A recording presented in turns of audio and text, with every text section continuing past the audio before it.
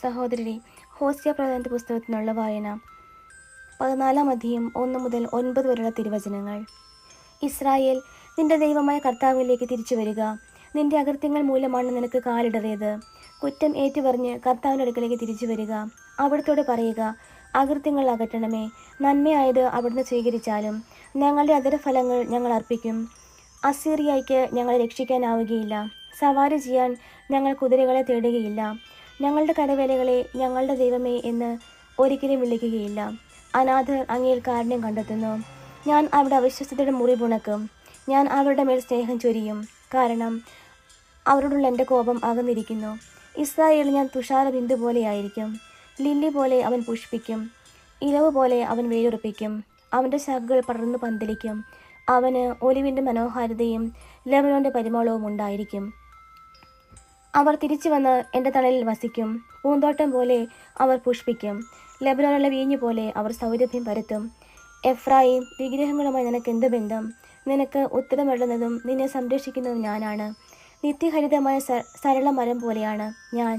നിനക്ക് ഫലം തരുന്നത് ഞാനാണ്. ജ്ഞാനമുള്ളവൻ ഇക്കാര്യങ്ങൾ മനസ്സിലാക്കട്ടെ. വിവേകമുള്ളവൻ ഇക്കാര്യങ്ങൾ അറിയട്ടെ.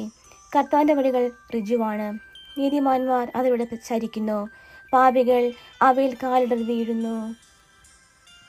നമ്മുടെ കർത്താവായ മിശിഹായ്ക്ക് സ്തുതി. സഹോദരരെ, വിശുദ്ധ മത്തായി എഴുതിയ സുവിശേഷം 10 അധ്യായം 16 മുതൽ 23 വരെയുള്ള തിരുവചനങ്ങൾ. ചെന്നാക്കളുടെ ഇടയിലേക്ക് ചെമ്മരാടികളെ എന്ന പോലെ ഞാൻ നിങ്ങളെ അയക്കുന്നു. അതിനാൽ നിങ്ങൾ സർപ്പങ്ങളെ പോലെ വിവേകികളും പ്രാവുകളെ പോലെ നിഷ്കളങ്കരുമായിരിക്കുവിൻ. മനുഷ്യരെ സൂക്ഷിച്ചുകൊള്ളുവിൻ. അവർ നിങ്ങളെ ന്യായാധിപ സംഘങ്ങൾക്ക് ഏൽപ്പിച്ചു കൊടുക്കും. തങ്ങളുടെ സിനഗോഗുകളിൽ വെച്ച് അവർ നിങ്ങളെ മർദ്ദിക്കും. നിങ്ങൾ എന്നെ പ്രതി നാടുവാഴികളുടെയും രാജാക്കന്മാരുടെയും സന്നിധിയിലേക്ക് നയിക്കപ്പെടും. അവിടെ അവരുടെയും വിജാതിയരുടെയും മുമ്പാകെ നിങ്ങൾ സാക്ഷ്യം നൽകും. അവർ നിങ്ങളെ ഏൽപ്പിച്ചു കൊടുക്കുമ്പോൾ എങ്ങനെ പറയണമെന്നോ എന്തു പറയണമെന്നോ നിങ്ങൾ ആകുലപ്പെടേണ്ട. നിങ്ങൾ പറയേണ്ടത് ആ സമയത്ത് നിങ്ങൾക്ക് നൽകപ്പെടും. എന്തെന്നാൽ നിങ്ങളല്ല, നിങ്ങളുടെ നിങ്ങളുടെ പിതാവിൻ്റെ ആത്മാവാണ് സംസാരിക്കുന്നത്.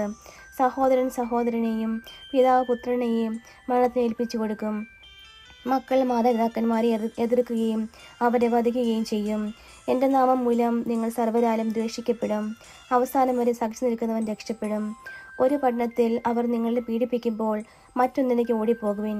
സത്യമായി ഞാൻ നിങ്ങളോട് പറയുന്നു, മനുഷ്യപുത്രൻ്റെ ആഗമനത്തിന് മുമ്പ് നിങ്ങൾ ഇസ്രായേലിലെ പട്ടണങ്ങളെല്ലാം ഇങ്ങനെ ഓടി പൂർത്തിയാക്കുകയില്ല. നമ്മുടെ കർത്താവായ മിശിഹായ്ക്ക് സ്തുതി.